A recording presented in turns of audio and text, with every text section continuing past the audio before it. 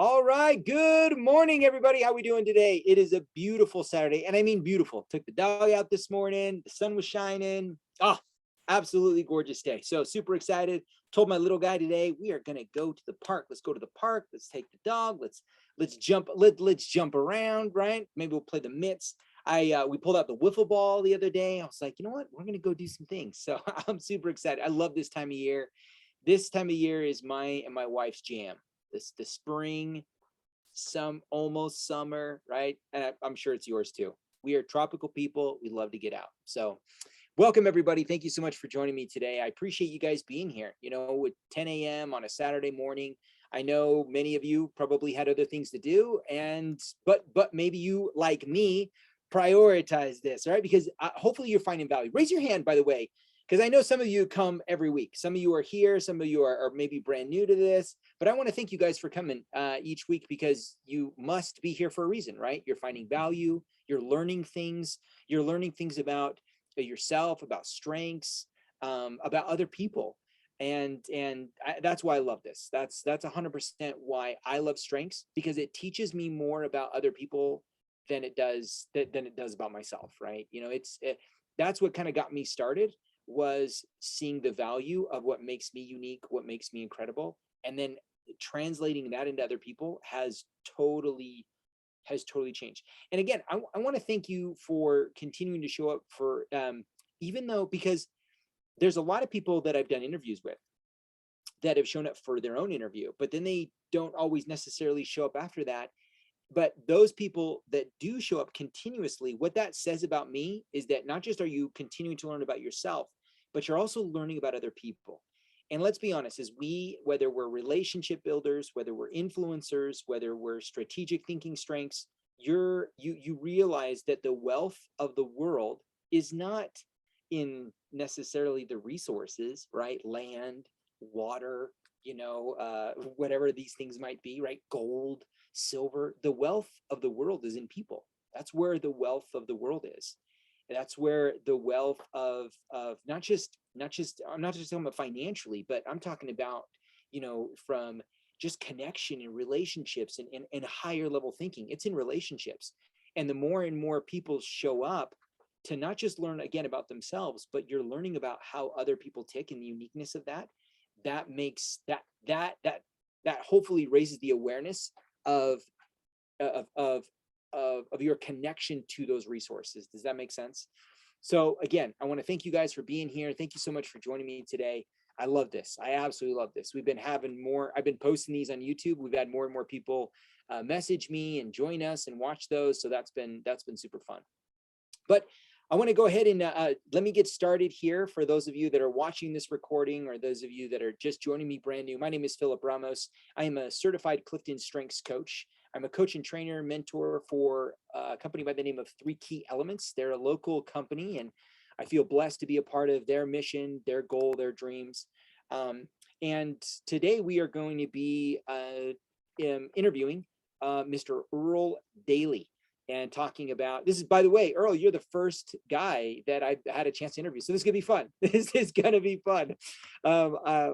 Most of my clients, most of the people I work with are definitely women. So you're gonna be the first guy. So welcome and thank you. I appreciate you showing up. Just a little bit about myself though. This is a picture of me and my wife. Is our favorite spot at Sugar House Park that we love to go, walking around and talk and engage and create. It's one of the things that I absolutely love about my relationship with my wife, is she taught me how to create. She introduced self-development to me, our first year of marriage. And that has been a key component as we move forward with all kinds of different things. And so there she is. This is the picture taken on the morning of our 21st anniversary. So super grateful for her. Pictures of my family here. Kind of get to know my family dynamic. We have 2 boys. My oldest is Sebastian, and he's actually going on his mission. He's going on his mission in 9 days, May 9th, and going to Philadelphia, Pennsylvania. A church mission. He's going to on a church mission. Let me clarify. For 2 years, and he's super excited, super excited. So my little guy Manolo, he is, our boys are 7 years apart, and so what was fun was, before Manolo was born, Sebastian was that third wheel. He went everywhere with us. I mean, we took him to movies. We went out to eat, right? I mean, he went everywhere with us. And so he was a part of what we did. And now Manolo is going to be that third wheel. Sebastian's going to go, and now Manolo is going to have that opportunity, right, to be that person. So super excited. A little bit about Three Key Elements, the company I get a chance to coach and be a part of. Is Kirk and Kim Duncan are the president and vice president of Three Key Elements, and they are on a mission to empower people, activate people's minds, manage their emotions, and help them fulfill their goals in life, right? Their missions and where they want to head. And they've been doing it for some time. I mean, for quite some time. So I feel privileged to be a part of this company, this movement, this direction, in what they do. And I love being a part of it. I love what I get to do. I never thought, by the way, and I say this often, but if you're watching this recording, or if you're new here, I never thought I would be a coach, mentor, trainer, life coach. I didn't understand really, the what they did, right, and how that process worked. I'd gone to lots of seminars, and I loved self-development. But as far as hiring a coach and those things, they in the beginning they didn't make sense to me. And it wasn't until actually I took the Clifton Strengths Assessment that I hired my first coach after, because it blew my mind in so many ways that I wanted to understand myself on such a deeper level. And that's what made me want to do this. That's what made me strengths, understanding Clifton strengths, understanding the way we naturally think, feel, and behave, and how it benefits us, is what changed my life, and is why I want to pursue this, is why I want to move forward in this, why I'm so motivated by this, is because I'm fascinated by what makes you tick. Now, what's going to be special today, more so than any other interview that I've done, is me and Earl, we shared two. So the strengths assessment is 34. So here, let me actually share this slide real quick so you guys can see. Now, Earl and I, this is his full 34 assessment. Okay, so you look at it. For those of you that have not taken this or brand new, just kind of stay with us, right? This may be a lot, but I just want to kind of take you through some key things. I try to touch on some different things as I do these interviews before we get started, to give people a little bit more information, a little more depth. But if you look at his assessment and the way it plays out, now one thing that you must know, that when you take your assessment, the way these play out in terms of the order 1 through 34, you're 1 in 33 million. And so most people often think, right, that, oh, I don't want to take up this assessment because I'm going to be put into a box like other personality assessments, right? I'm now a number, or I'm a color, and it just doesn't necessarily encompass and define everything. What the Clifton Strengths Assessment is designed to show you is the way you naturally think, feel, and behave, like other personality assessments. The difference here is this is what drives your performance. So other assessments are built around maybe the way, how you learn, maybe the way your personality shines. Some of them even about, what jobs you should take, that sort of thing. This entire thing is built around what drives your performance. So what drives your results? What is it that motivates you? What are some of the needs that you have? And unlike assessments that you might feel put you in a category, and I think Earl's a great example of this today, so I can show you some of these things, is we are more complex than we are related. This idea that all men or all women, or you're a dad, so this, or you're a mom, so this, or you're an entrepreneur, so this, or you're or you have to have these skill sets to be an entrepreneur, to be, successful, these type of things. One of the great things that I love about Clifton Strengths is that it really defines and not just the way you naturally think, feel, and behave, but what drives your motivation into performance and into results. And so because of that, it's every combination and every talent and where they lie with combination of other talents that makes you so unique in terms of those things. And so it's very, very important to notice, and it's very, very important to be aware of. So I'm going to talk about some few things before we bring Earl on. But I want to first start off with this quote, because this quote is incredibly important for people to understand. Lately, this past week, I've had more conversations about strengths and relationships. And it seems like everything is, some weeks are different, some weeks are, but I started working with a couple new couples about strengths coaching. And the reason why is because of this. I want to read this real quick. So as you begin to think seriously about the unique constellation of talents that you have, you recognize that other people each have their own unique combination of talents as well. You begin to see them through a different lens. The things that used to annoy, irritate, frustrate, you didn't understand, right? All these things that we say, I don't understand, or you feel annoyed, maybe you don't say that, right? Are now seen as the very things that make the other person productive or successful. So inside of a relationship, right? Any relationship, this could be a marriage, this could be a business relationship, this could be really anything. The way you naturally think, feel, and behave dominates what you're thinking when someone else is talking, what you're feeling when someone else is talking, and what your action steps are going to be based on what someone else is saying.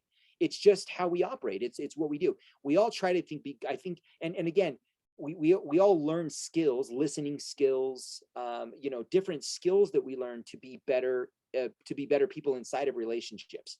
But you have to understand that the way you naturally think, feel, and behave, the way you naturally think, feel, and behave drives a lot of what you do, drives how you act inside of relationships, and can often be very frustrating to the other person, or vice versa, because I don't think that way, so why do you think that way? I don't act that way, so why do you act that way? And then we try to convince them, right? Raise your hand if you've ever tried to convince your spouse, convince your business partner, convince someone else of the way they should think. Why this doesn't make sense. Wait, and so you keep talking, right? You keep saying things, you keep clarifying, you keep painting roadmaps. And often we want the information to land on them. We want to resonate them. But we at times try to convince them of the way we think, feel, and behave. And that's not necessarily, or to change what they're doing, to change what they think, to change how they feel. And often that's what creates a lot of the resentment, the tension in environments like this. Strengths, I said this to someone else earlier this week. My wife and I have been married for 21 years. Like I said, we took the Clifton Strengths Assessment 3 years ago, and it was 10 months after that I read both of them, and I had this massive realization that completely changed our marriage. And we'd been to marriage counseling, we've been through, we went to seminars. We didn't have by any means it wasn't a bad marriage. We worked a lot. We went to communication events. We did a lot because we always wanted to improve.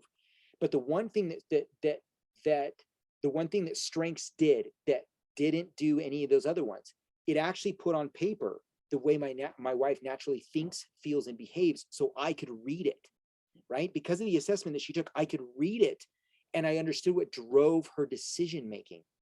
I understood what drove her performance, what drove her results. And that completely changed our marriage, because then I was no longer frustrated. Like it didn't hurt my feelings that she didn't get what I was saying. I just realized, oh, you don't understand where my come from is, and that's okay. Like it's not good, it's not bad, it's okay. That's what makes us different, right? So I want to use Earl as a great example of this today. So first off, I want to introduce Earl's top 5 and my top 5. Okay. So me up here, this is Phillip right here at the top, and this is Earl down here at the bottom. So mine are positivity, woo, activator, communication, okay, and relator. His are ideation, woo, communication, strategic, and learner. Now, to the untrained eye, right, to the person that just took the assessment, like me when I first took it, my wife has activator at number 3. I have activator at number 3. I have positivity at number 1. She has like positivity at number 7 or 8. So you see these things. In fact, 6 out of my 10, out of the top 10 strengths, 6 of mine are in her top 10. So you see these things and you think, well, surely we think we pretty much are the same, right? You would think you would make that assumption that, oh, we're kind of the same. But the truth of it is, it's not what you have, where you have it. It's the combination of all the other 33 talents and where they're at that change how that works. Okay. So so I have woo communication, right? Based on this, people would say, oh, so because we both have woo, we use it the same way. What woo is the ability to want to not just win people over, but meet new people. So people would say, you would make the assumption that, oh, that that just that because we have that, we do it the same way, or it's exactly the same way. And it's, believe you me, it could not be more different. Same thing with communication, that because he has communication and I have communication, maybe we use our communication the same way. If you were to ask his wife, right, and I've had a chance to do a call with her, she would definitely say that I'm different from him. And if you have met my wife, right, and ask, so is Phillip like Earl, and she would definitely say no, right? So what's important is that that just like, I mean, just because you're a man or a woman or an entrepreneur or a wife or a husband or whatever these roles that we play, right? We manage a team. What motivates us and how we play those roles are very different. And we're even different even in the very themes that motivate us. So I love that I get to use Earl as a great example of this, because I think it just really showcases how unique you are. You're not, if you're in a box, it's you choose to be in one. If that's how you choose to see strengths as that, or you choose to see yourself as that, you are more unique and more complicated than you really know. And that's what makes, and when I say the word complicated, it's not, I don't want that to come off in a negative way. I want it to be understand that you are, and understanding yourself is really the true is the true direction to mastery, right? Of who you are, your success, what you want to do, is really understanding how complicated you are and understanding the combinations that really motivate and your needs and what are going to drive what makes you great. Okay.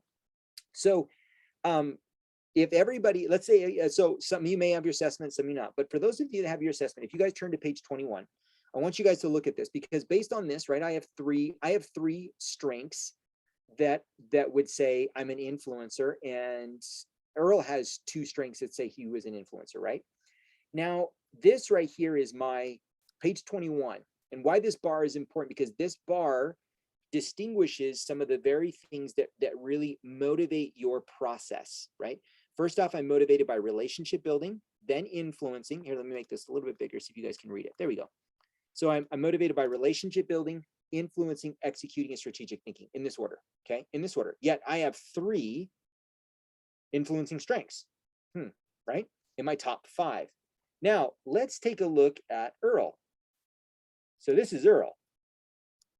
Now, based on this, Earl has 2 strengths in his top 5. Yet he leads with influencing, then strategic thinking. And he has 3 strategic thinking strengths in his top 5, then relationship building and executing.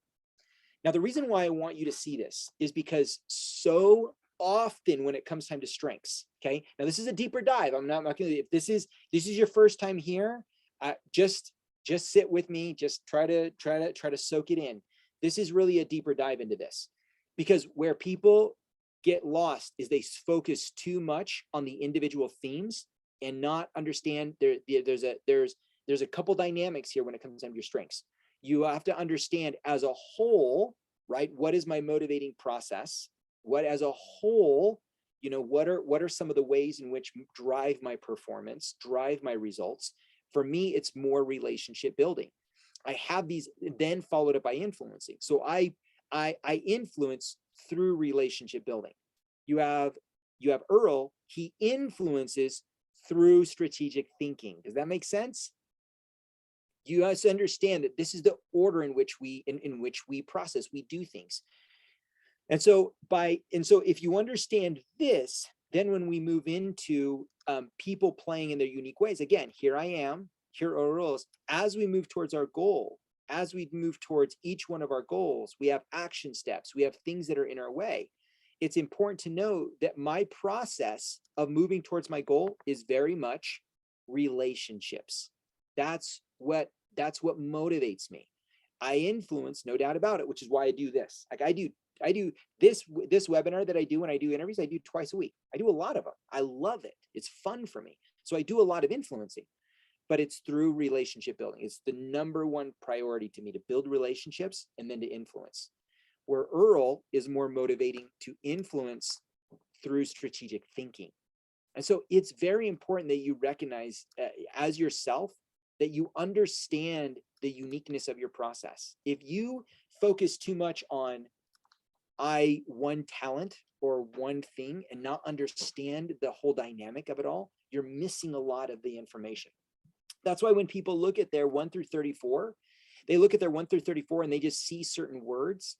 They miss out on what is more heavy, right? So he has 3 in his top 5, but he has 5 of them in his top 15. And that's one of the reasons why that bar is so heavy. That's one of the reasons why the influencing bar, where you look at his strategic thinking strengths, even though he has 3 in his top 5, he has 1 at 18 and the rest are 26 and below. Does that make sense? Because the way the assessment is calculated, you have 177 questions that you answer throughout the entire assessment. So 177 questions. And the more questions you answer in a very specific way is the way it is meant to help you understand that you have a natural way of thinking, feeling, behaving that drives the reason why you would do it in this way, which is why ideation would show up at number 1, or woo would show up at number 1, or in number 2, communication number 3. So the reason why, even though he has these things individually so high, overall, he's more of an influencer, then uses strategic thinking, then relationship building and executing to drive performance. Where myself, even though I have so many influencing, I'm still more relationship oriented because I have more relationship themes that are much higher in mine. Okay. So it's important that you don't just look at this one bar at page 21 and say, okay, this is what I do and this is how I operate. And don't look at these individual talents on your strengths and say, okay, this is how I operate, because you're really missing out on it. And because it goes back to this. If Earl and I, let's say Earl and I are married. Okay. Let's say Earl and I are, we have, it's that Earl has the same strengths, right? This person, let me clarify, this person right here is me. This person right here is my wife.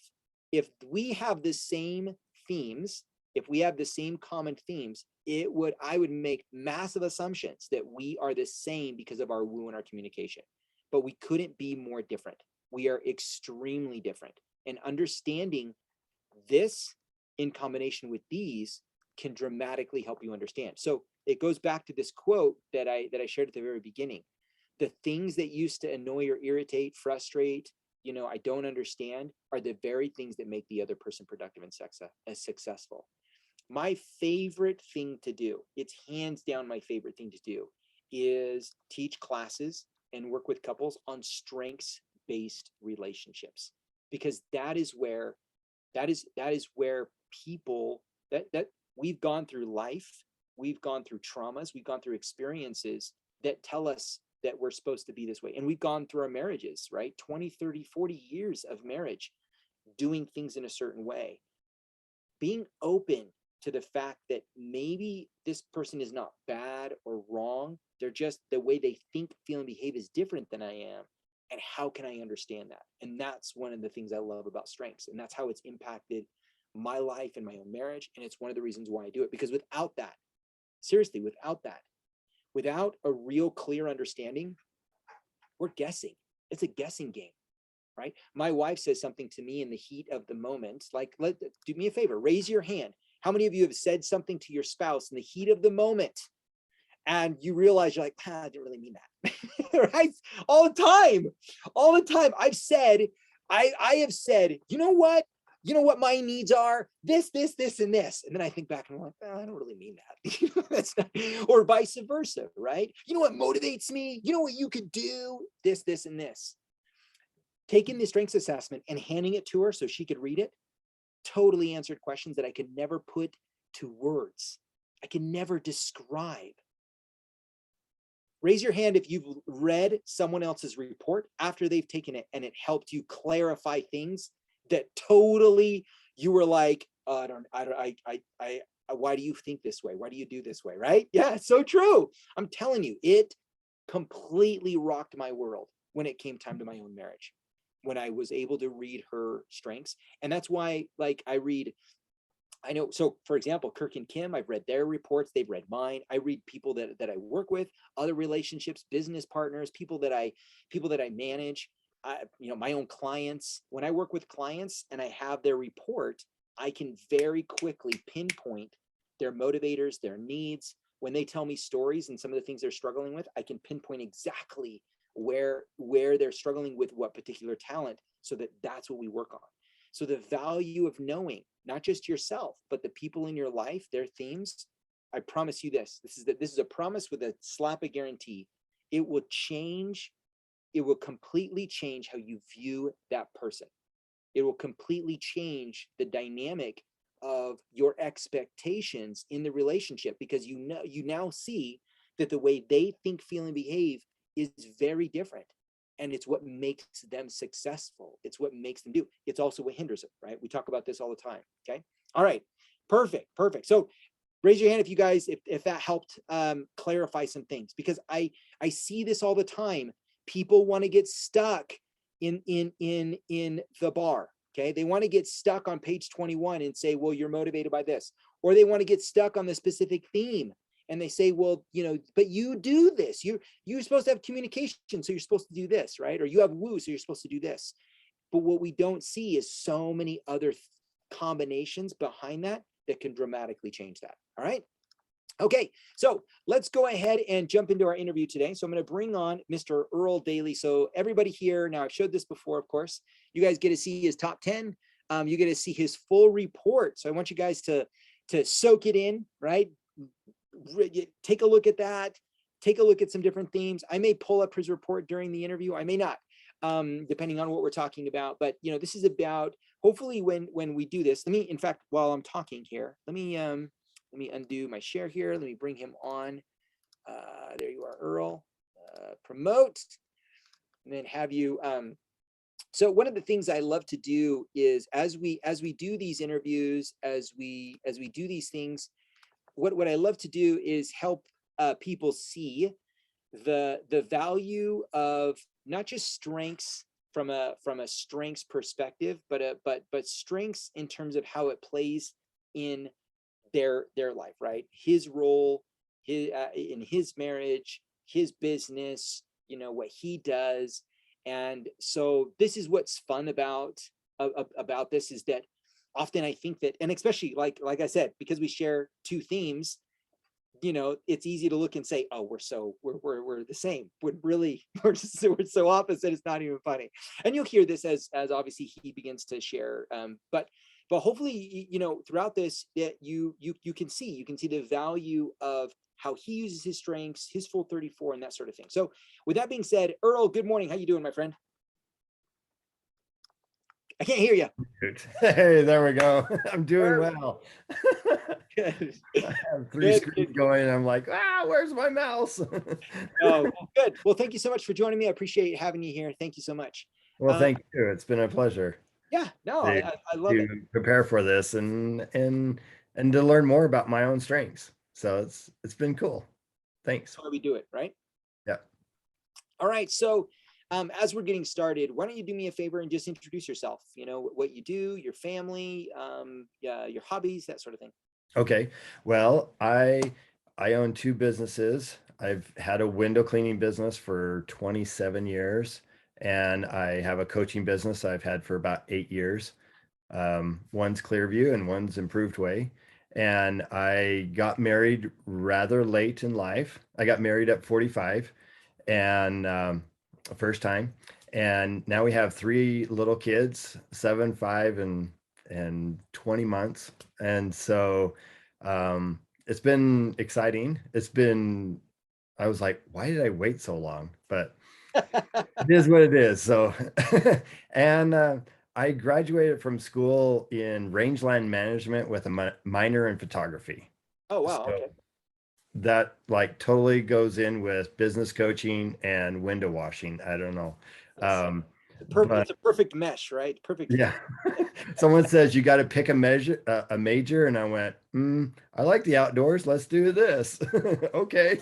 And 6 years later, I'm like, what did I do that for? Okay. So yeah, so that's me. Perfect. I I love connecting dots to various things that people don't see, and I didn't know why I did that until this. So Good. it's been a very eye-opening experience. No, that's awesome. That's always what I love to hear from people is that it does help them see the why they do something, right? We've gone through life, with life and experiences and different things, and we sometimes I think we recognize what we're good at. Like I recognize that I was good at certain things, or some things came natural to me. Um, but understanding why it did, and more importantly, how can I manage that? Like how can I use it for good, but how can I also manage it when I know that it's kind of uh, uh, um, when it's taking me down maybe a direction I shouldn't be going, right? So Right. cool. All right, so let's go ahead and start off with. So first off, I mean, you're part of a mastermind, a group that I teach and I coach in, which is where you were introduced into strength. So first, talk about when you were first invited to take the assessment. Have you done assessments like this before? What was your first thought process behind this whole thing? Well, I had taken like the disc profile, the dressing your truth profile, this profile and that profile and all that. And it was like, oh, that's nice. And it was like, oh, here's a book on my shelf.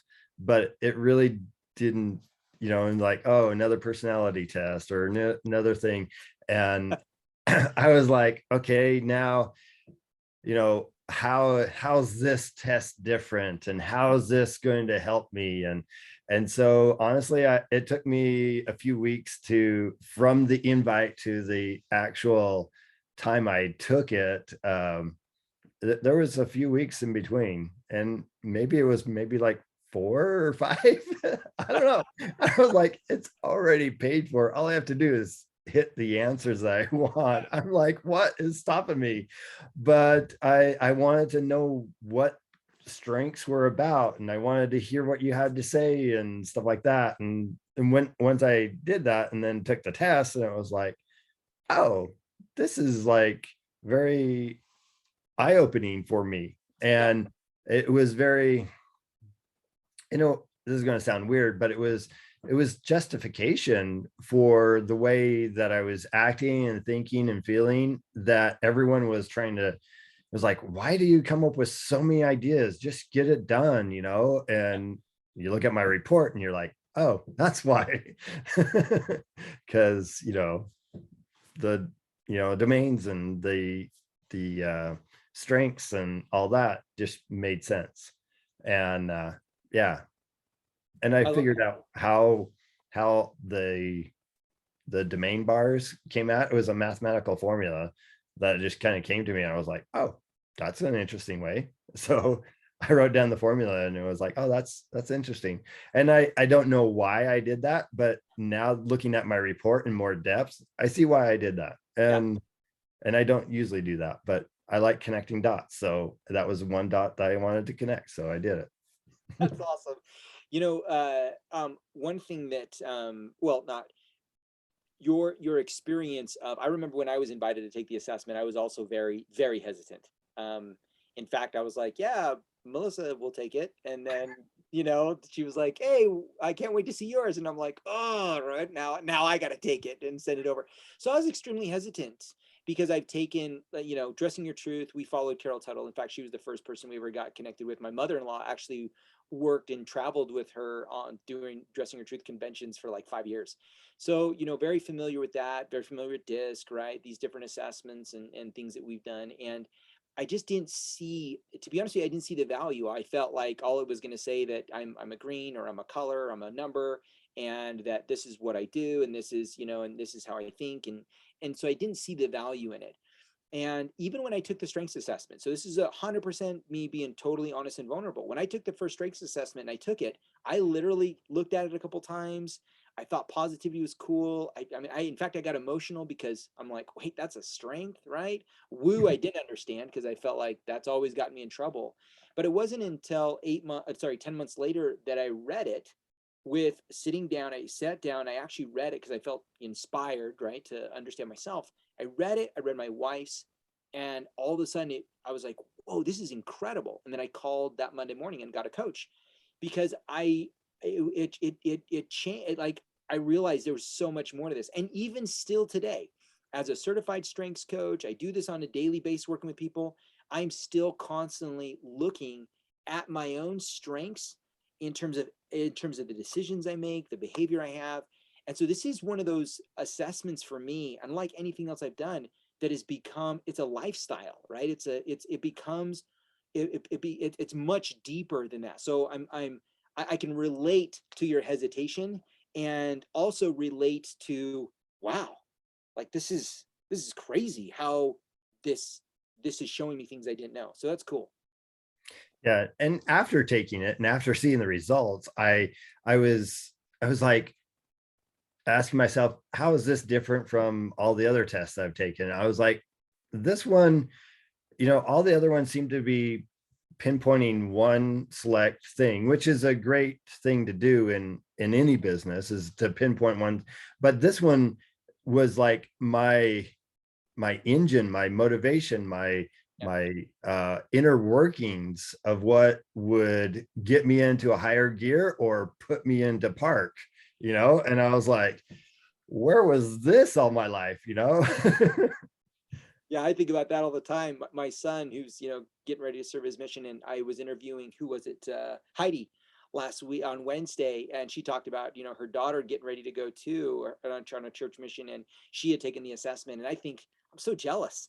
It's being 18 years old, 19 years old, seeing these things. I'm like, my gosh, I could have, this would have helped, a long time ago. But here we are, and right, we're making it. I would have to say, and maybe this is the truth, is that it's making more of an impact in my life today, because maybe 10 years ago I would have, because I've met people literally that took it 5-10 years ago that I started working with, that had no clue what they took, why they took it. They had no coaching, they had no information.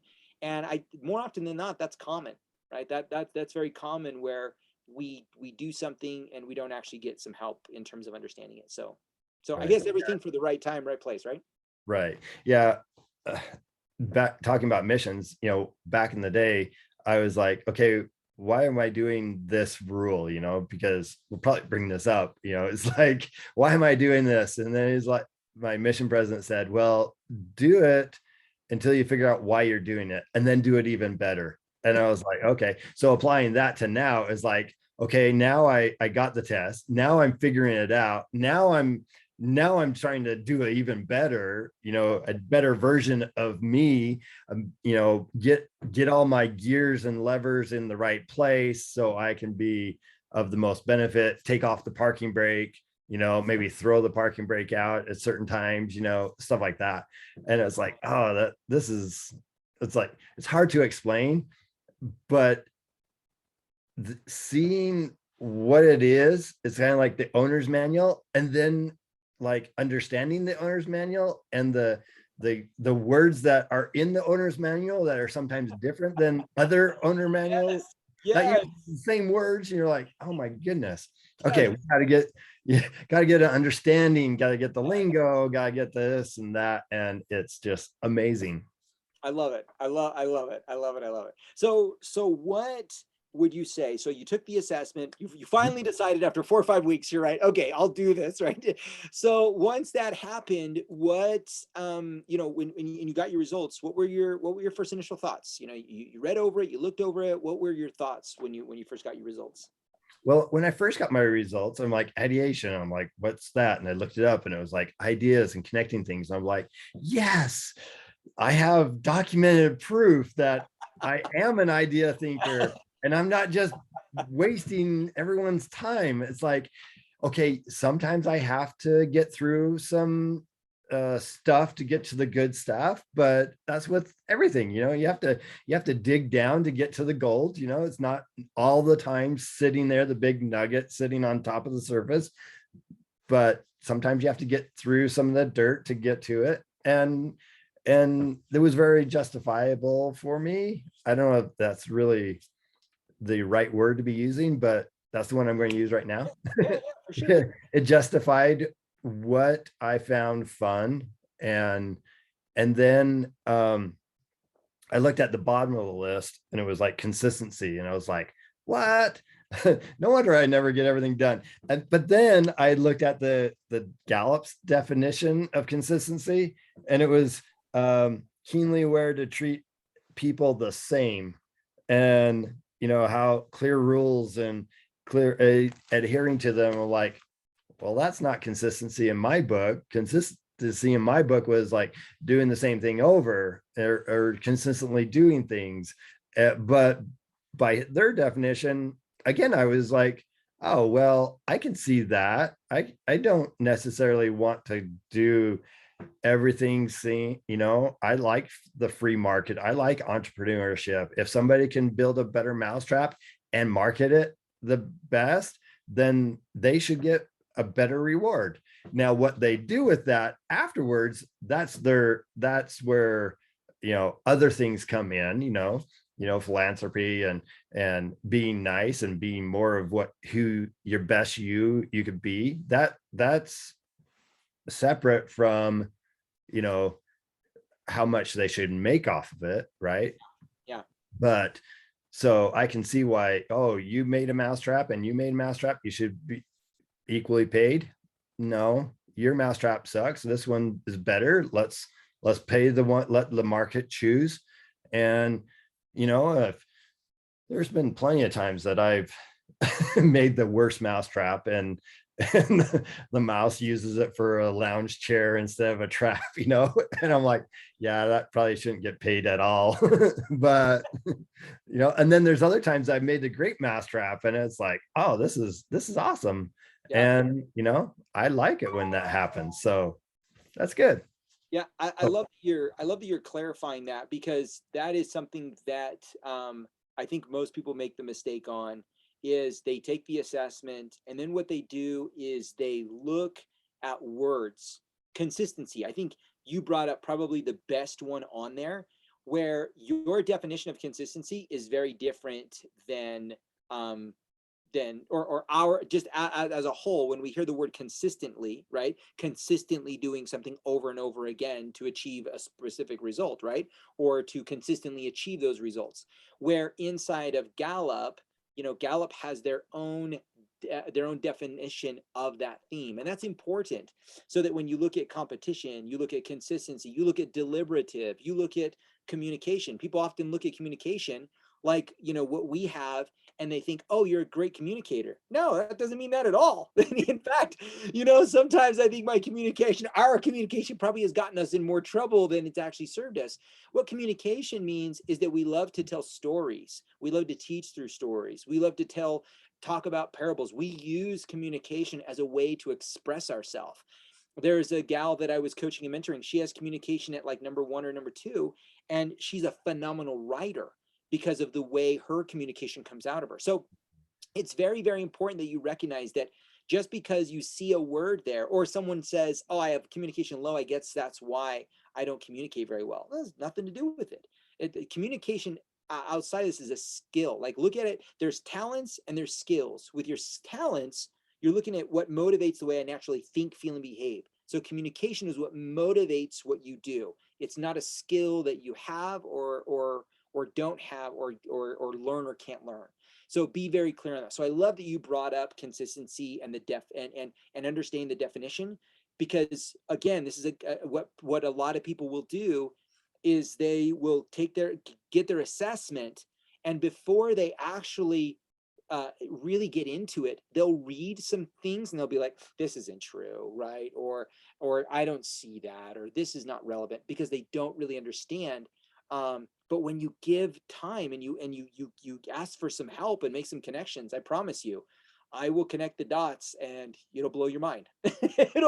it'll blow your mind, and you'll understand, like what you're talking about, the mass trap, right? Or the people there. It doesn't have to be fair for everyone. People should win based on, and the fact that you have such a high belief system about that goes to show that that's why that's so down so low, because it's not a motivating thing for your process. It's not a motivating thing for you. So right.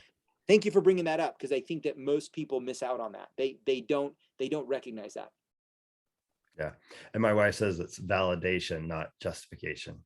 Both. Yes, validation. Absolutely. There's no doubt about that. And again, I want to say this. That's a great example of like, here's your wife saying, well, why is he saying that? Why does he think this way? Like this is what, right? Because we do come at different things, different on the way we naturally think, feel, and behave. So I love that. Thank you for jumping in, Mary. I appreciate that. All right. Yeah. So let's so now that you took the assessment, your results, what was the thing that really stood out? I mean, you talked a little bit about your ideation, right? So the ideation stood out, consistency kind of stood out, but what would you say, what are whether it's the themes, whether it's a combination, what really stood out to you after you took this assessment, you looked it over? I think at first, when I was just reading the report, and I have it right here, and it's like, oh, ideas, communication, winning other people over, stuff like that. I was like, okay, this is cool. And I didn't even really pay attention to the domains or the themes and the influencing and stuff like that until I talked to you, and you said, oh, your number one strength is influencing. And I was like, wait, it's not influencing. I'm not an influencer. Ideation is my thing.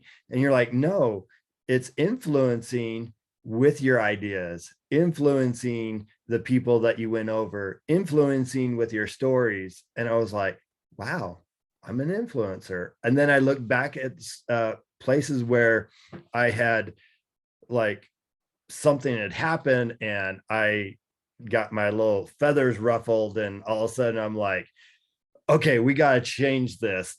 We need to do this better. This is not working out, and blah, blah, blah. And it was like, oh yeah, that's where my strengths lie. I just need to learn how to do this before my feathers get ruffled, and get things better situated and better communicated, and use better stories sooner. So I don't find myself in that situation, but I'm totally fine with that. And I realized with your help was that it wasn't necessarily being like a YouTube influencer, Yeah, where like, oh, I wear a blue hat, everyone goes buys a blue hat. It's like, hey, this is a better way of doing it. It's an improved way. And probably that's why I named my company Improved Way. absolutely. And and so I was like, okay, I can do that on whatever scale. It could be one-on-one, it could be one to many, it could be one to the masses, but it's that influence that really motivates and charges me, if that makes sense. So 100%, 100%. And I love that you use the word motivates, because often, I'm going to pull this up so that everybody can see here. So so this is what your report looks like. And so what here Earl's talking about, right? He gets his report and he sees ideation, he sees strategic, he sees learners, and it validates that ideation, right? It validates these things. And so it's easy to say, well, this is how I do everything, right? And when he says themes, here are the themes 1 through 34, and these are the domains: executing, influencing, relationship, and strategic thinking. So one of the things that I take people through, and the reason why there's 25 pages in this, it's a lot of information when you don't know how to read, because if you're just reading the words, you can get some stuff, but you really want to understand how to read it and how things, are how it's created, really. And I love that Earl used the word motivation, because that is super important.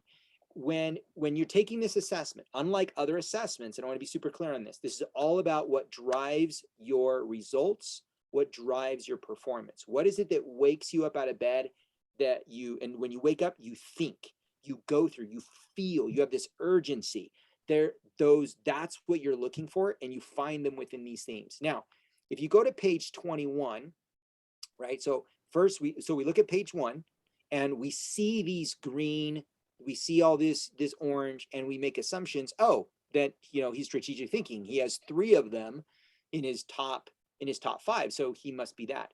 But when you look at what I was showing you before, page 21, and I showed you his bar when I was showing you the little slide that in comparison to him and I, you can see why he has in his top 15, he actually has 5 influencing strengths, right?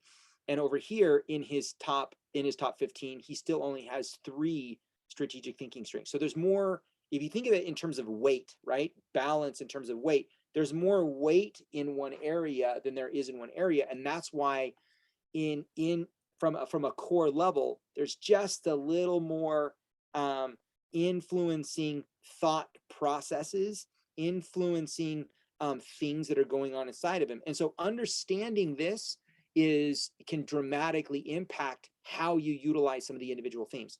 And also another thing that people do and is very common is they'll look at this and they'll say, oh, wait, this says I'm not a relationship builder. I don't care about people, or they'll see executing. This means I don't get anything done, right? And it's not true at all. I mean, I'm sure, in a lot of ways, having a business for 27 years, Earl's very obviously very successful. But what's important is that you understand is that this is the order in which we do things. It's almost like going up the stairs. The top of the stairs is the destination. You're going to get there, right? You're going to get there by just doing a couple things. But the initial motivation to go up the stairs starts with, for example, the desire to influence, then the desire for some strategic thinking, then relationships are going to get there, and then he's going to get the things done. And that's kind of how the process, where some people that have executing at the bottom step, they're like, their motivation is to get to the top. That's it. I need to get to the top, and that's where I start. Where someone like Earl is like, no, how can I enroll other people and help them get to the top, right? Does that make sense? So you have different thought processes, and the more and more you understand how, and again, this is why I used the word before, complex. If you approach this from a very I'm this kind of thing, you decide you're putting yourself in the box. If you say ideation or positivity, or you lead with this, or I'm an influencer, or this, you decide to put yourself in the box. If you understand the complexity that's inside of the Clifton Strengths report, I promise you, it will change your life. It will dramatically change your life and help you understand some core key components from a motivation standpoint, from a need standpoint. So thank you for bringing that up, Earl, because that is something that I think so many people miss out, that is important to recognize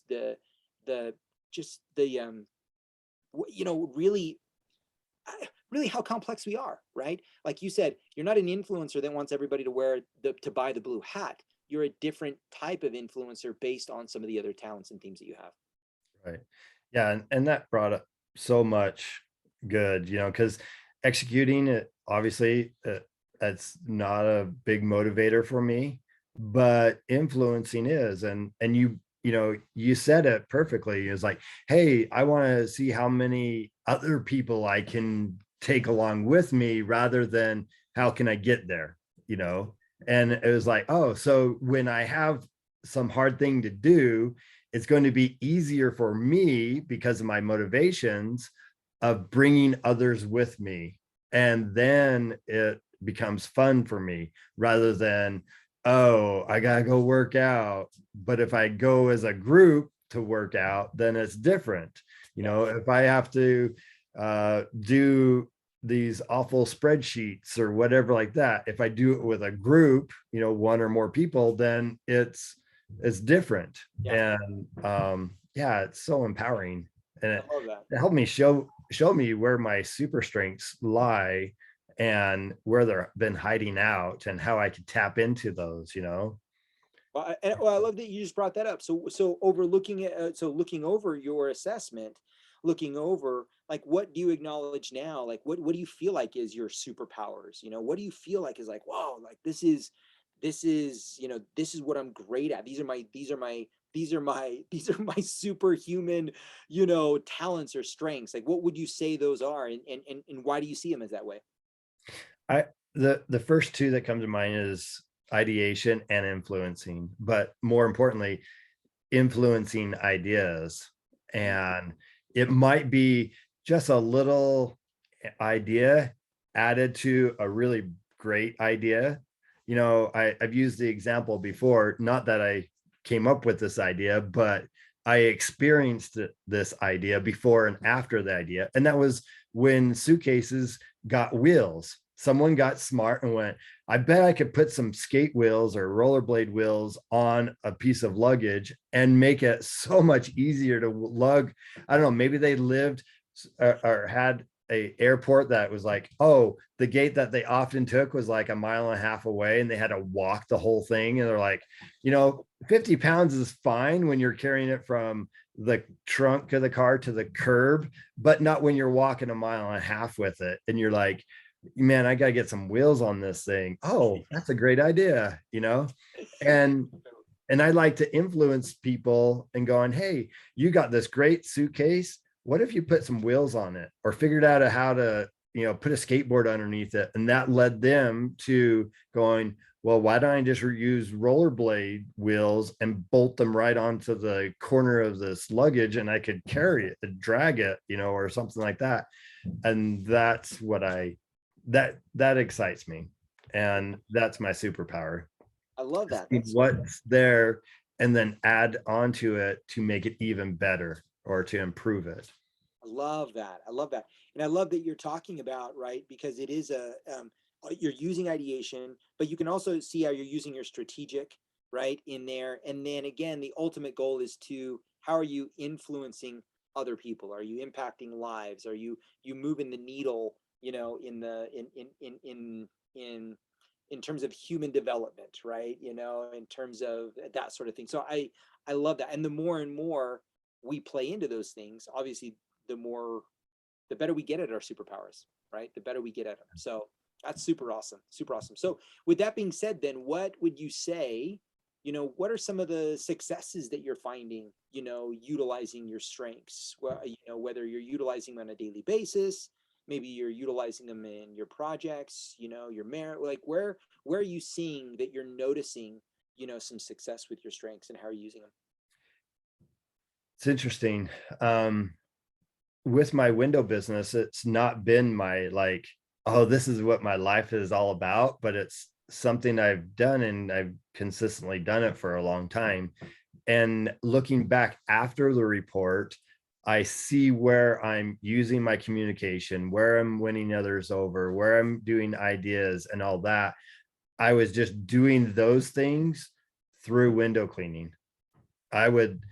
Luckily I was the owner of the business and I could have my guys wash the windows and I would talk to the customer. And I told my guys, hey, I'm just running ear interference so this old lady doesn't talk your ear off and we never get anything done, because I'm paying you. I want you to go do that. I'll run interference.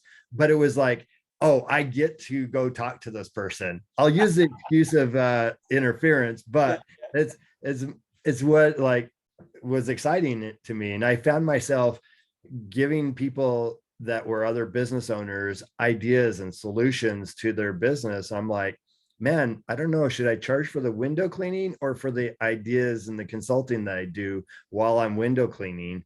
Which one would I get paid more for? Could I like offer like free window cleaning with my ideas, or do I charge for both, or or what? But yeah, I see that playing out in my successes. And I also see that I need to use my communication and get around people and talk to them, whether it's online or in person, ideally in person, because then there's much more to see and to experience, and it's easier that way. Plus you happen to run into some sunlight and get some vitamin D along the way. Yes. and stuff like that. So there's compounding benefits, of doing that. And I realize that that kind of fills my gas tank so I can go on my motivation, because it's one thing to have motivation and know where the gas pedal is for the motivation, but it's also beneficial to have fuel in the tank that when you push on the motivation or the gas pedal, the engine can go. And I realized that my strengths, like my top 5, like especially the communication and activator in the top 6 or so, that was part of that I was missing, and that I was hit and missing, and I didn't know that it was like all of a sudden the car's going, I was like, oh, I pushed this long skinny pedal. Oh, I pushed the square one in the middle and it stopped, I pushed the one on the left and I could push the one on the skinny right one and it would rev up, but I wouldn't move forward, and it was like, I'm starting to realize the combinations, and once I figured out those things, how my vehicle worked, or I did, it helped me and it moved me forward. And I could go, oh, I need to slow down, but I don't necessarily need to lock up my wheels. I can let off the gas pedal, or I could push in the clutch, or I could push on the brakes, or I can put it in gear or take it out, or put the parking brake on. There's many combinations, and that allowed me to utilize my vehicle the best way I could. Yeah. And so that was insightful, and to realize that in some cases I was doing it without knowing it, but Mhm. now I know what I'm doing and why I should be doing it and why I shouldn't be doing other things. And so it makes the tools more useful in my toolbox. I love that. One of the things that I didn't do very well, and because I just didn't know when I started strengths, I didn't know the value of woo, right? I didn't understand it. I thought winning others over, I was like, man, that caused me more pain and heartache, than I really wanted it to, I think at times. And one of the things that I got really clear on woo as I started moving forward is how it feeds how it feeds me, how it energizes me to meet new people. And I want to hear about what do you do? What makes you tell me about yourself. Tell me about your family. Tell me about your kids. Tell me about what you do for a living. I love it. I absolutely love it. Like it fascinates me. And so when I'm when I'm when I distance myself from new people, when I distance myself thinking, oh, I need time, right? Time to, to do this or time to do that. Although there are certain things that are important. Literally, I'm that kind of guy that I don't like to be alone. Like I don't like I can be around people 24/7 and I'm as happy as can be. My wife and kids, they'll go out of town and at first, the first hour, I'm like, oh yeah, I got it all to myself. Second hour, I'm like, this is the worst thing in the world. What am I doing? I'm like, I'm on you. This is crazy. I'm bored. So that I realized going back to your gas tank, like, going back to the vehicle, right? My combination of strengths is what makes my high performance a vehicle, the vehicle. But I got to know how to fill it up. I got to know what kind of gas it needs. And my premium is going to be different than your premium, right? Or my premium is going to be different than someone else's premium. And my woo is part of that premium, my communication. I do multiple webinars a week because the more stories I get to tell, the more I get to teach, the more I do this stuff, it feeds me. And I'm like, oh, okay, this is what, this is how I do it. This is what I want to do. But when we miss out on those things, when we don't do those things, that's when we stumble and we're questioning and we're just not unmotivated. We're having a bad day. Like I talk to people all the time who are struggling with depression. And more often than not, I can show them within their talents what they're not feeding. They're not feeding this thing that means so much to them. This could be your responsibility, your restorative, your communication, your positivity, your strategic. It doesn't really matter. We find ourselves down. We Because we all get depressed for different reasons, right? We find ourselves down we lack. We're not feeding what what what our needs are, what our desires are, what motivates us, right? My my my You achiever cut being the gas cap and you're not letting it in. yeah, seriously. My achiever, go back to the stairs. My achiever of or my executing to get to the top of the stairs is irrelevant. I don't care. Like it doesn't like I'm like, yeah, whatever. Wait, there's people? Come on, guys, let's all go up there, right? Yeah. That's a totally different thing. But if I'm so focused on the fact I got to get to the top, I got to get to the top, I got to get to the top, I wake up one morning and be like, I don't really care. I don't care to get to the top. It doesn't really matter to me. And I can find myself very much feeling depressed, feeling like, I'm feeling like I'm sad because I'm just not feeding what's in my core. So I love that you brought that up about, your machine, your gas, your cap, your tank, all that stuff, because it's super important for us to all understand how we operate and what motivates us. So I think that that's super clear. I love that.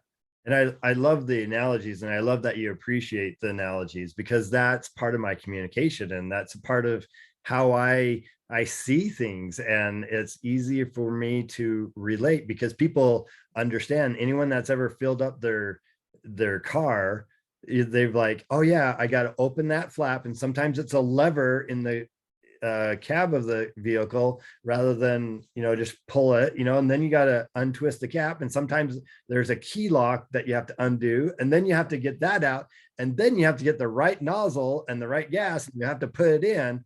But it's still generally the same. You have to open that up and put the gas in, and you have to pull the lever, and you can't go too fast, but you can't go too slow either because you're Yep. wasting time and all that stuff. So I love using analogies, and I love that you appreciate the analogies too, Yeah. because that again fills my gas tank, Yeah.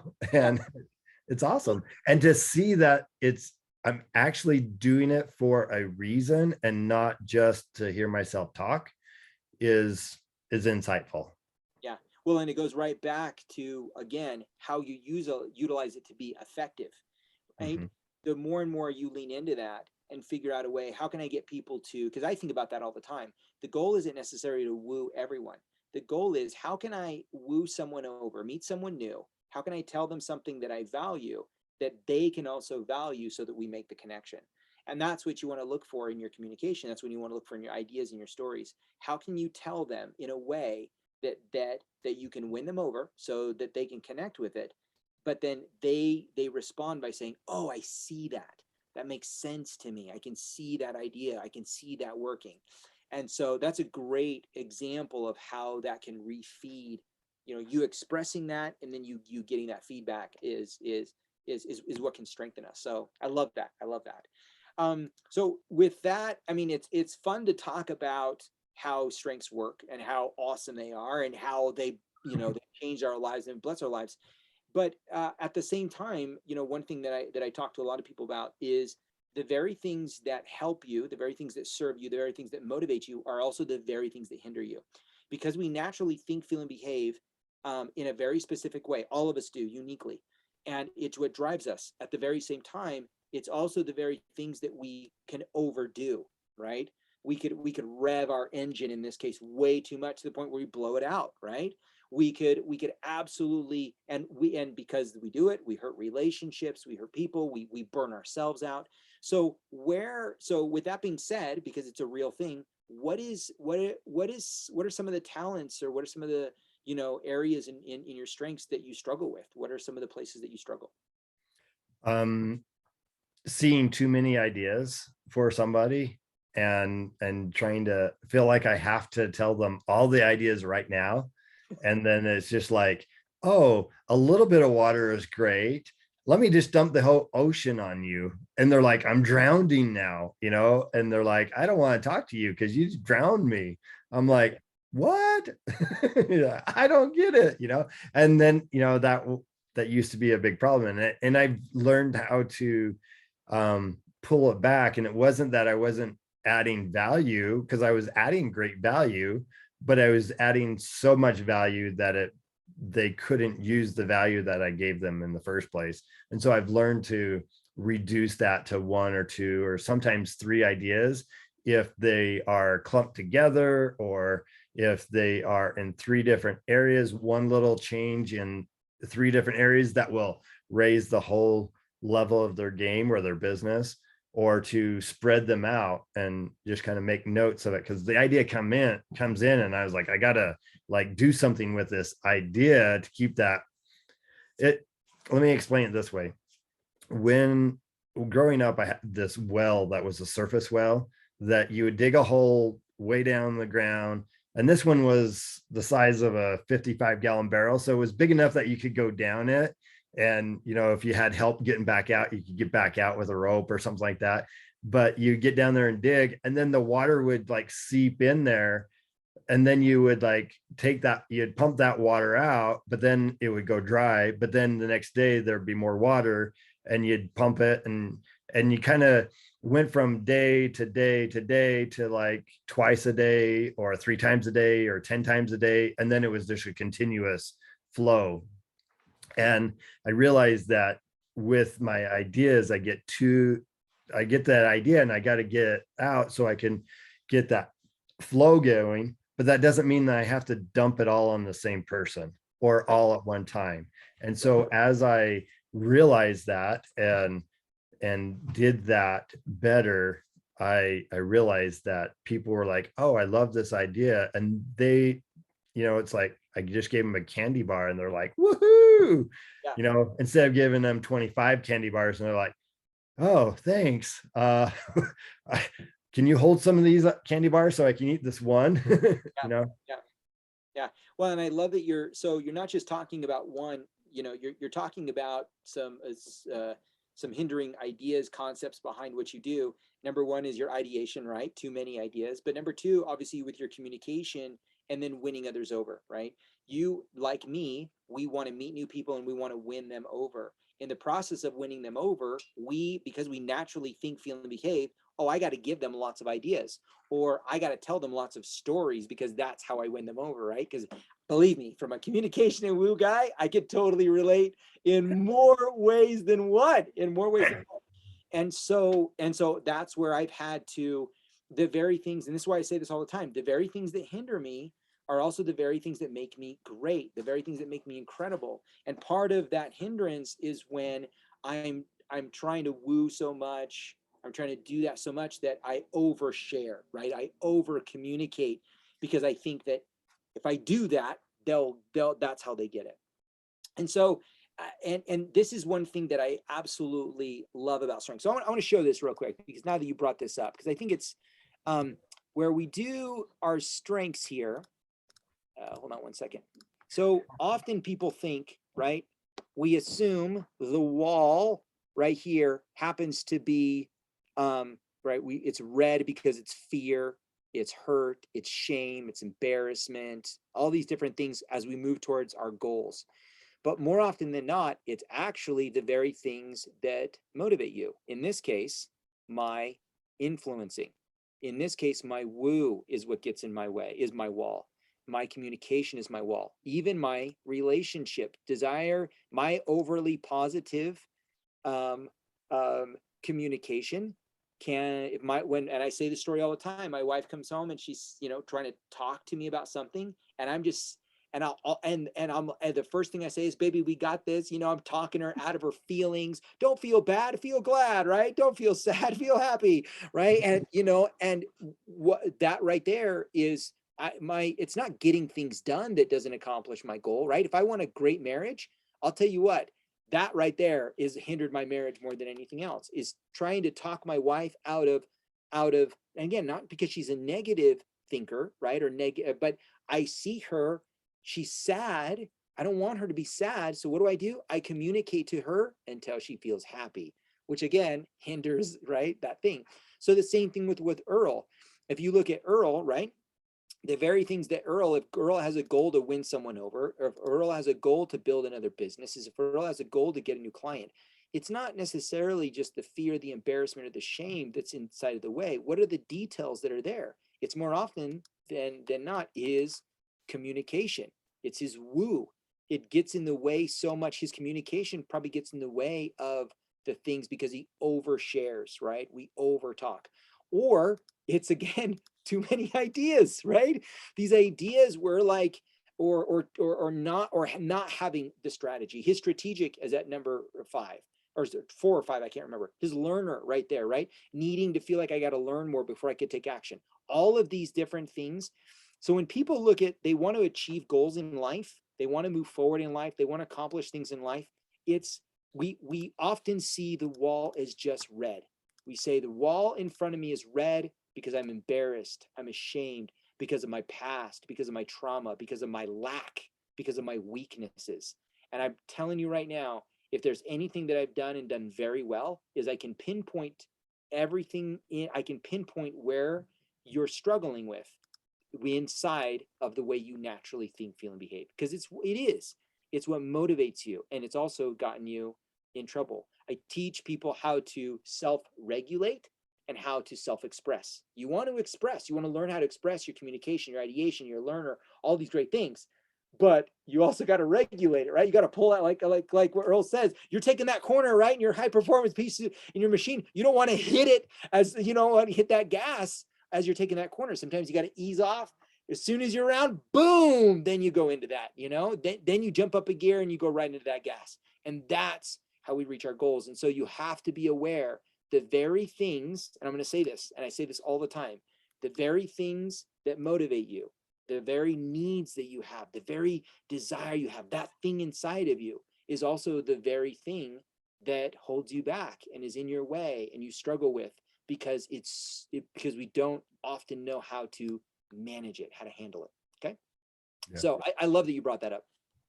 Yeah. Another analogy I thought of was Superman. He has superhuman strength, but that could also hinder him, if he like grabs a soda can and he like squeezes it too hard, it's like soda goes everywhere. But he could use that the right amount, the right time, and he can lift a train, or something like that.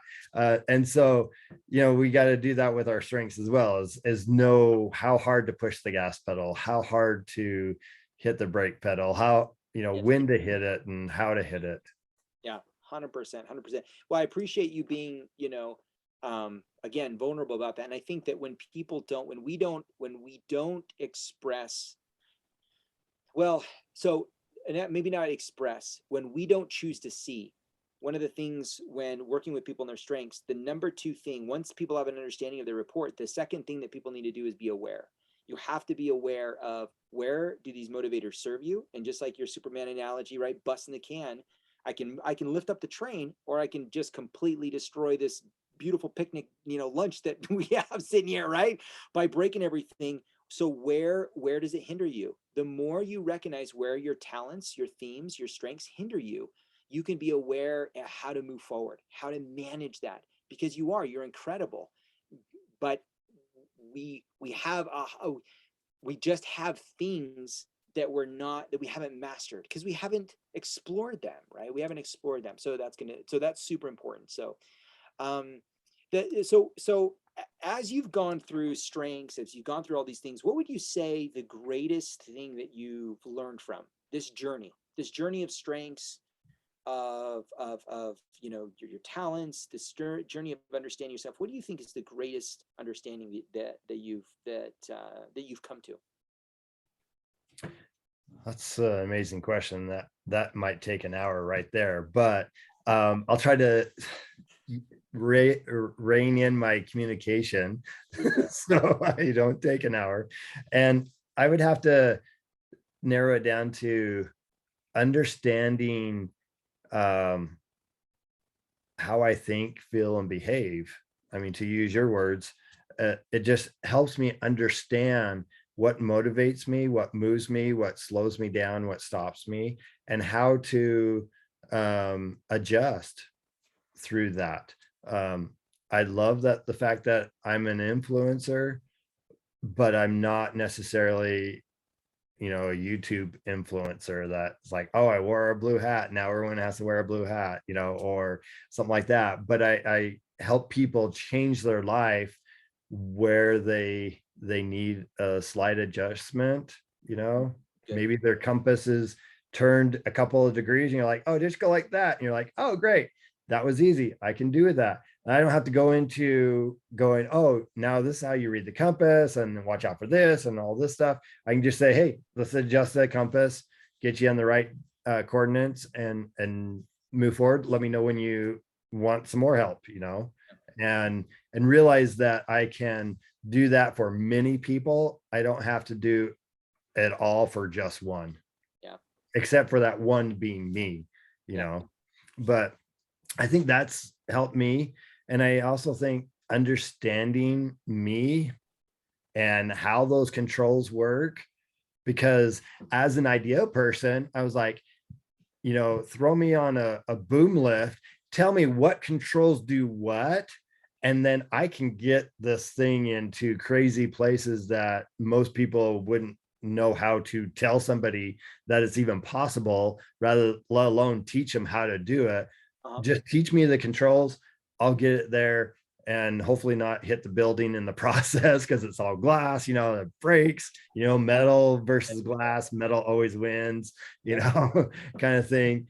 And then the biggest thing would be um, using the definitions that they're using, Mm, that was a game changer. For example, the consistency going, oh, well, it's my 34 strengths. I'm not very consistent. Well, no, yes, I am very consistent, but I do it a different way. I yes. use a different tool. I do, you know, I see so many times people go, well, I have just ADD. It's like, I remember the story about this doctor that had this kid come in. This mother brought their kid in and says, "My kid has ADD," and and he just give him some medication and blah blah blah. And the doctor just kind of looked back, and he had this little bird, a little parrot thing, or cockatiel, a little small one, and he said, "Here, Johnny, can you hold this on your finger?" And he sat there, and while he talked to the mother, the kid was like totally focused on this Yeah. and just sat there. And he goes, he doesn't have ADD. And it was like, what? And it was like, he has a, um, what was he called? Anyways, he wasn't getting enough attention. So therefore he was acting out, Yeah. and he almost got put on medication because somebody else was playing with different definitions. Oh, he can't do what I want him to do.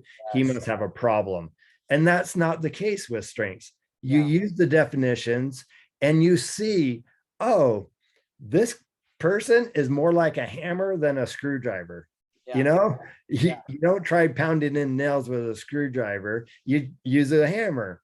But at the same time, you don't try using a hammer to put in screws, Yeah. you use a screwdriver. And it's like, oh, so I want to hang a picture. I have a hammer. I'm not going to use a screw. I'm going to use a nail Yeah. so I can do it the best way that I can. And that's probably some of the things that have helped me the most, is understanding the definitions, how I play and think and feel, and how I can use that to my advantage, and how I can be a blessing not only to myself but those around me. Yes. And yeah, it's actually shifted my coaching business, Awesome. because now I am finding where my talents really lie and how I can utilize that to be an influence to people and change people's lives so that they can be the influencer that they need to be, in whatever level that is, whether it's a small level or a huge level. Awesome. Awesome. I love it. I love it. I love it. You're a great example of, and again, I just love doing these interviews because it's so fun to hear, how people are doing it, their combination of strengths, what are they learning from it? What are they seeing? And, we always get to talk about different themes, of course, because, people struggle with different things. But I love that it's making an impact in this way. And again, that ultimately at the core, it's helping you figure out the way you naturally think, feel, and behave, and what is it that drives those things, and what do and it doesn't change necessarily your direction, right? You want it to be a business coach, or you are a business coach, you have your business well before you started on this journey. It just helps clarify and maybe fine tune some things as you're moving that direction. So I love that. Yeah, before I was like, oh, I could help everyone that's in business. And now I've narrowed it down to the yellow zone of businesses. It's like the people that are like teetering between the red zone, are like, oh, I'm losing money. And all of a sudden they pop up into the green zone where, oh, I'm getting profitable. Yeah. But they're like, overall, they're just kind of bouncing in there. I'm like, oh, I could easily go in there with one or two ideas at a time and pop them out of that yellow zone into that green zone. Yeah. And what benefit is that to a business owner to be in the green zone more times than not Yeah. and be consistent there?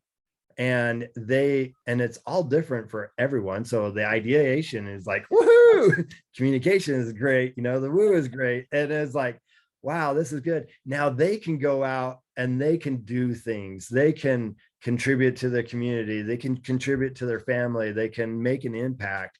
And strengths is like, really like, this is the hammer, this is how you use it, this is a screwdriver, this is how you use it, this is a drill, this is how you use it. Oh, now I'm going to use those set of tools in this segment of what I'm doing. so I can do it better and do it the way that motivates me. I love it. And Oh man, I love it.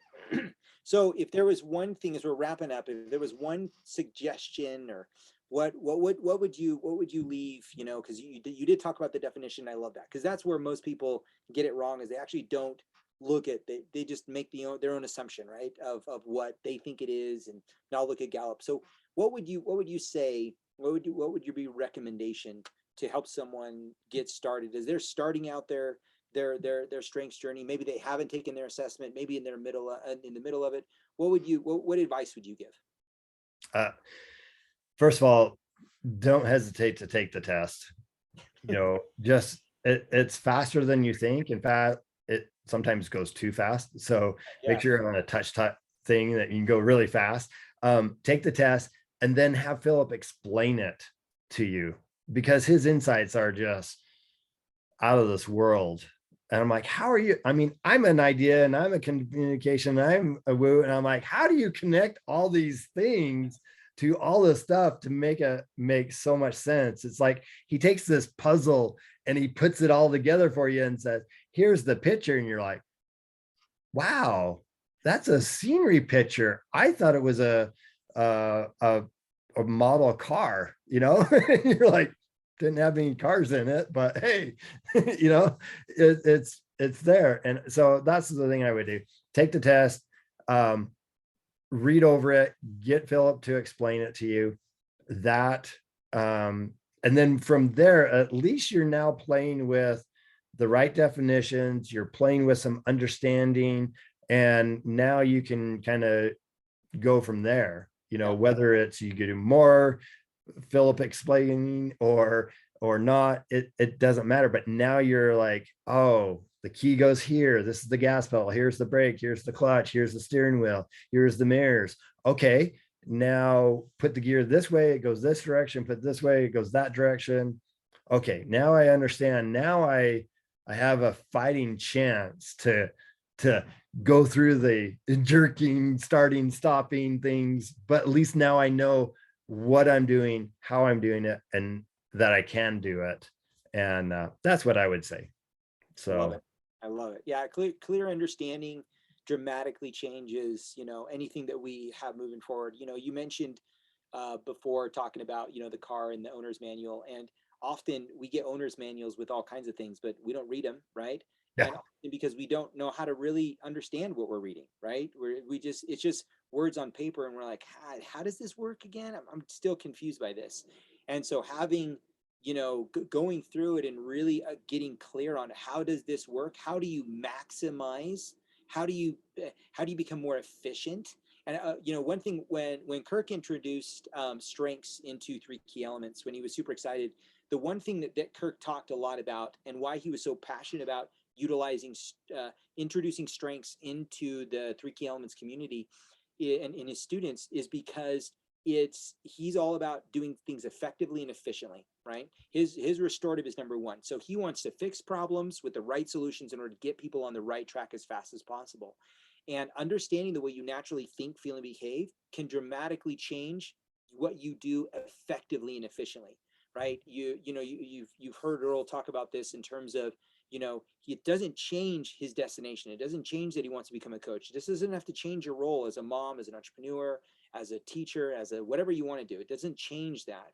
What it does is it makes you more effective and efficient with your time, right? If you don't know where to invest that time, you're going to invest it into maybe your weaknesses, or you're going to think, well, this other person that's in the same industry that I am, or the same role that I am, they're having success. So I'm going to try to duplicate them. I'm going to mirror them, model them. And then you're only frustrated because it doesn't work for you, right? Because you're not using your gas, right? You're not understanding how your machine runs and what makes it unique. So I love that. Thanks for saying that, Earl, because I think that that's where so often we we want success. We all want more. We all want better, but we don't actually click into us as the core foundation of the equation, right? We look at us externally and say, okay, I want this result. I'm working with this mentor, I'm working with this coach, or I've read this book, or I've looked online and it says to do these action steps. This is what I do. and I'm going to have this result, right?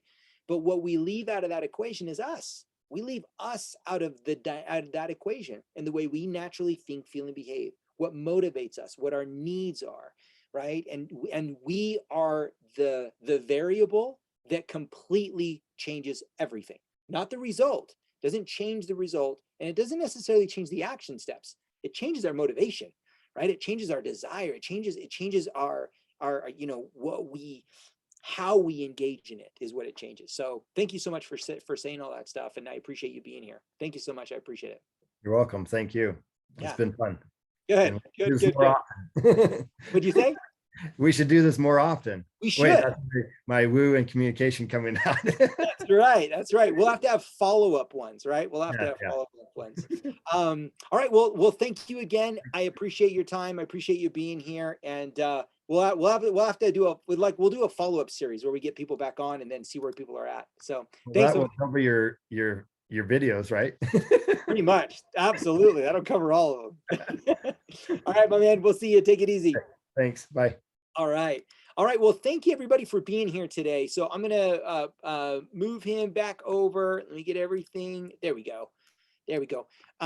Hopefully, so what I want to do is by the raise of hands, did you guys learn something from the interview? So that's my goal, is that as we go through the interview, is I don't want you to just look at the interview and it be about, and again, I do appreciate what Earl said about,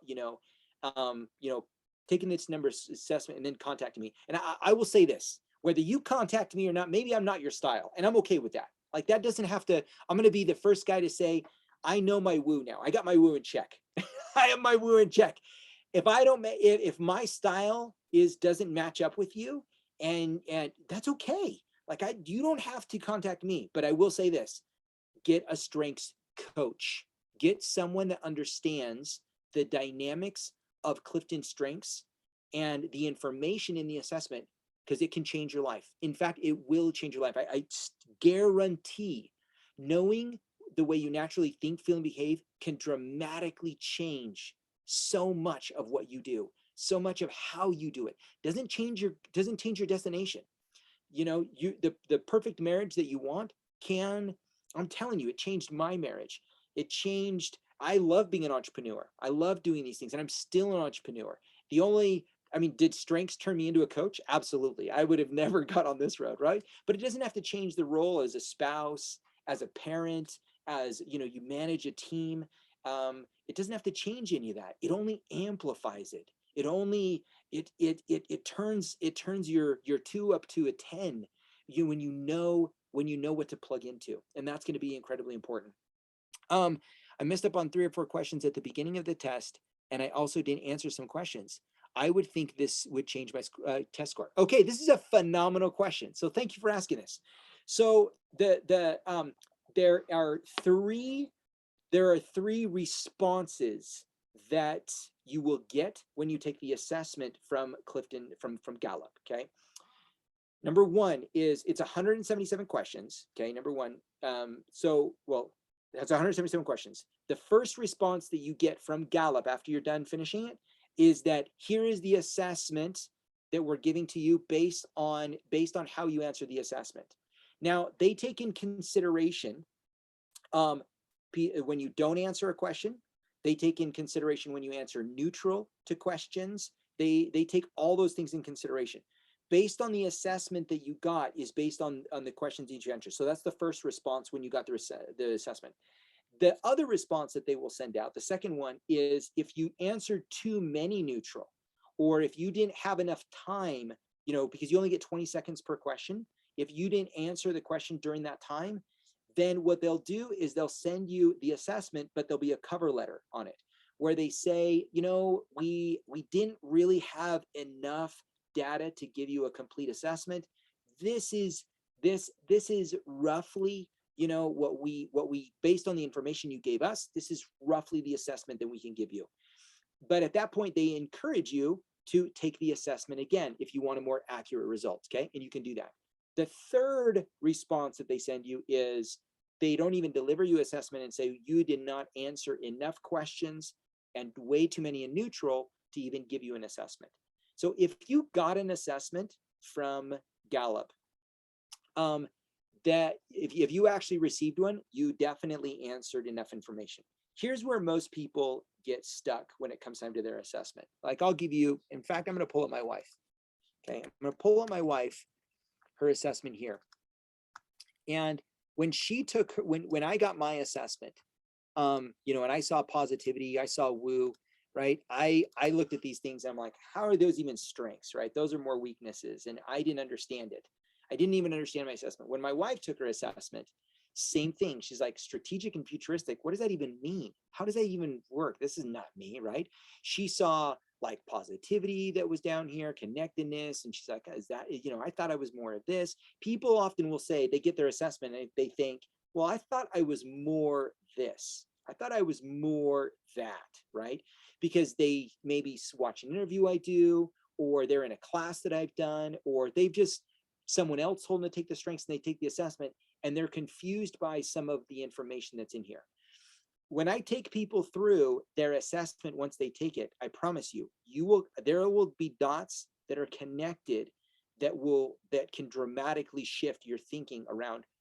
You're looking at what it is the motivators behind it. So even though my wife has high connectedness or high relator, what makes all of that possible is her strategic. So you have to really dissect and really understand the information before you can assess that my assessment is wrong. Okay. So be very clear on that. I've had people that have taken the assessments like every year and every 3 years. And I'll be honest with you, that doesn't help because there's so many different things. So Gallup has a 7.6 reoccurrent rate. Okay. When people take the assessment. So someone that took the assessment and they take it again, 7.6 times out of 10, it's going to be the same assessment, right? When it's not, there's going to be some adjustments. There are going to be some differences made. Now, what are some of the things that change that of the results? They could be they're usually life changes. Like I was actually, when my certification was going through a gal. In fact, I'm going to interview her in about a month or so, month and a half. But she took the assessment. She ended up having breast cancer and ended up beating it. And this was it was 3 years later that she took the assessment again. And there are certain ones that moved to the top, certain ones that moved down below within her top 10, but ultimately everything was pretty much the same. People, when you get divorced, that's going to change some of the things. Maybe you totally change careers or different things. It's really a big drastic change. One thing that I would suggest, that when you get your results, stick with your results.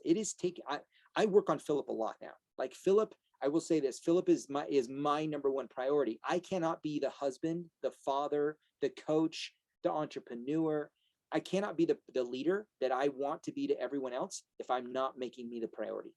I have to be my priority, and you have to be yours. You have to take yourself so seriously and working on yourself in order for everyone else around you to benefit. So the same thing is with strengths. This is the long game, by the way. This is not a short game. This isn't going to solve anything overnight. If you want an overnight fix, strengths is not it. I'm telling you, I'm not going to promise that. What I will say, that if you choose to dive in, if you choose to really own the information that you get, it can change your life. It can really change your life, and you can see things, be aware of things that can really blow you away, that can really be life changing in terms of motivation, direction, and that sort of thing. So I only take it again if you've had some things change. If not, let's meet. I'd love to set an appointment with you, and I can show you, I can go through your assessment with you, and you can understand a little bit more before you make that decision. Okay. The next thing I would invite you to do, and what most people don't know, is this right here. In fact, I've talked to other coaches about this that didn't know this. And I was like, what?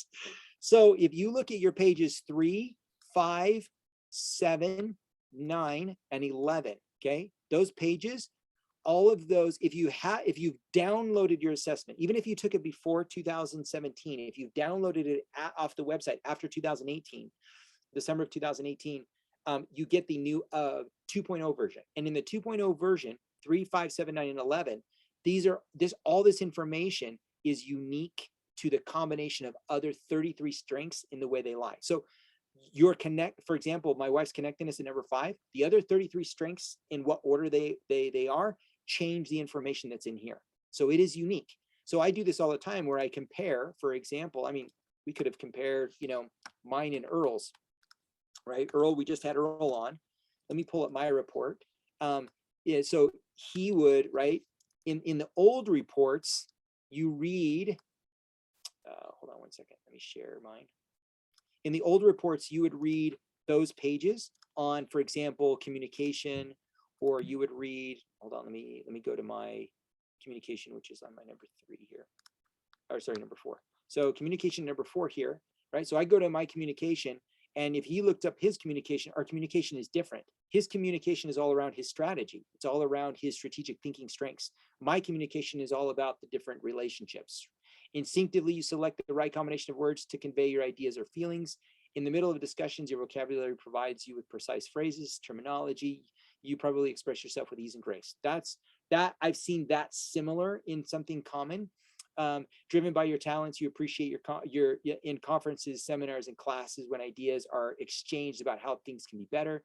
A natural talker, you enjoy talking about telling others about the upgrades you've made. You probably emphasize different ways you've increased your efficiency, right? I literally just said that in terms of effectiveness and efficiency. So this right here is how I use my communication, which is going to be different than how Earl uses his.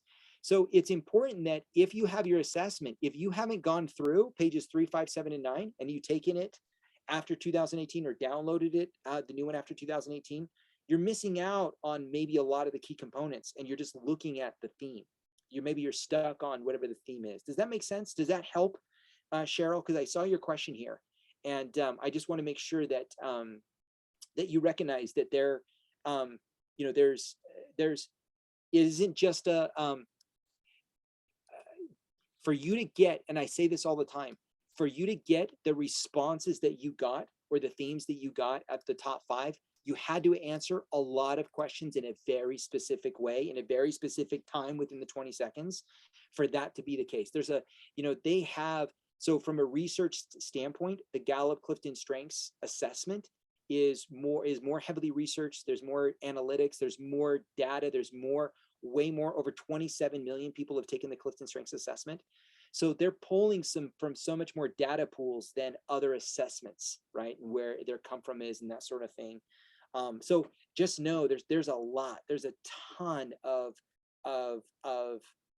data, which is why you have the results that you have. So they probably account for non-answered. Oh, they do.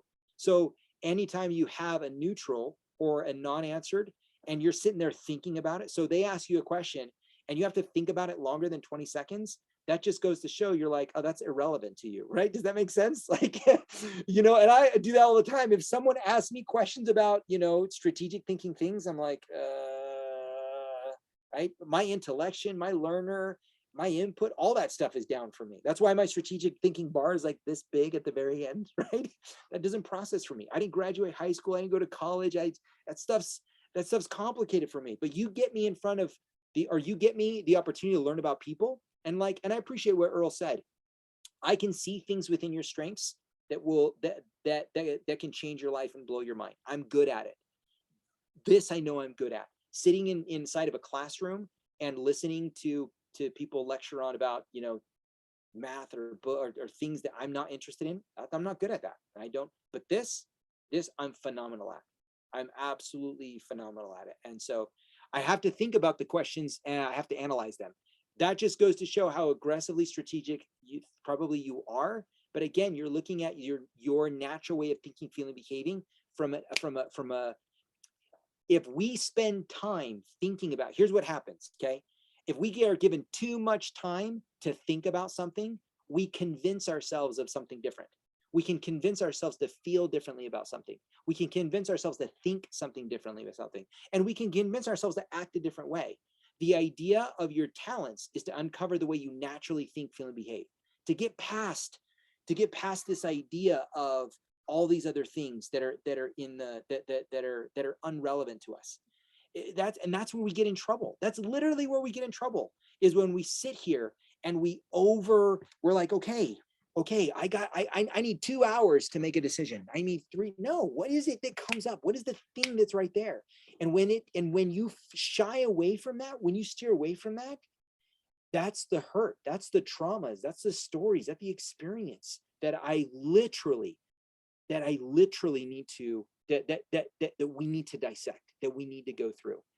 Understand the purpose of the assessment is to explore the way you naturally think, feel, and behave to drive your performance, not to sit here and change and convince yourself of something different.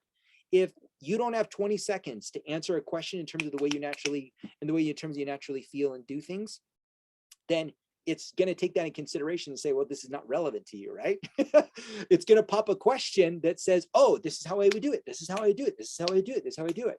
If it pops up a question, you're like, I actually don't know how I do that. Why do you think I'm telling you, there's a reason why, like, if I were to go back to those questions and realize that the ones that talked about strategic thinking is the reason why that bad boy is so down there so low, is because I'm sitting there thinking, I don't know what I do.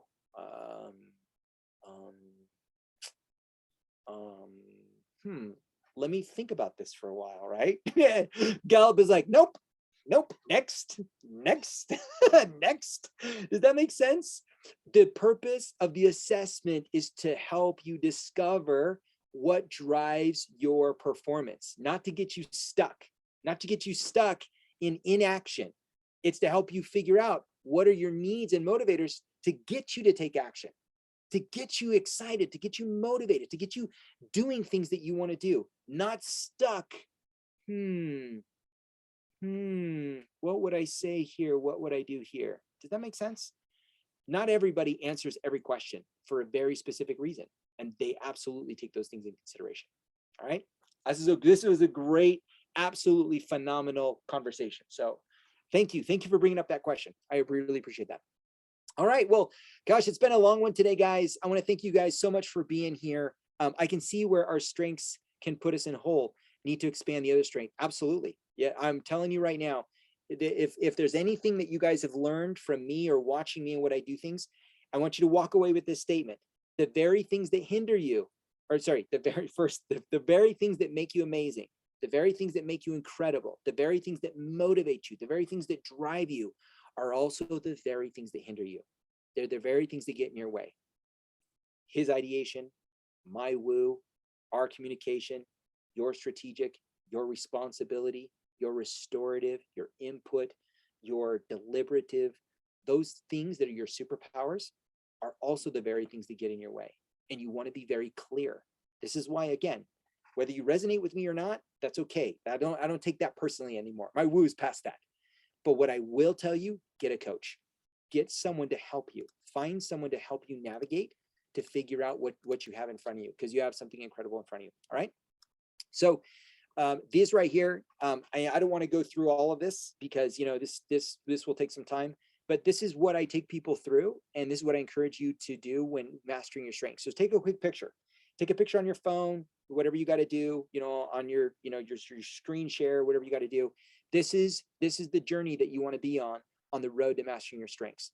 And it's, and this right here, it's an important part. And I'm still doing part of these processes every single day because I want to master. Again, it's not mastering my strengths. Don't master mine. Don't master Earl's. Don't master your spouse's. Master yours. Get to mastering yours, because when you don't, then you leave what out of the equation? You leave you.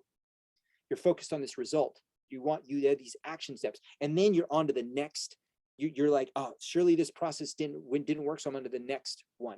Next one. This is why people jump from, right? We jump from diet to diet to diet, trying to find the right one. We jump from thing to thing to thing, trying to find the thing that resonates with us. Find you first. Make you the priority, and then mold everything around you. Mold your career around you, your role around you, mold motherhood around you, fatherhood, being a spouse, being a coach, being an entrepreneur. Mold it all around you. Don't mold yourself around these things. That's when we lose ourselves. We lose what's great about us. Make you the priority, and start molding the things who you are, that everything around you. Okay. Make all those other things pliable around what makes you great.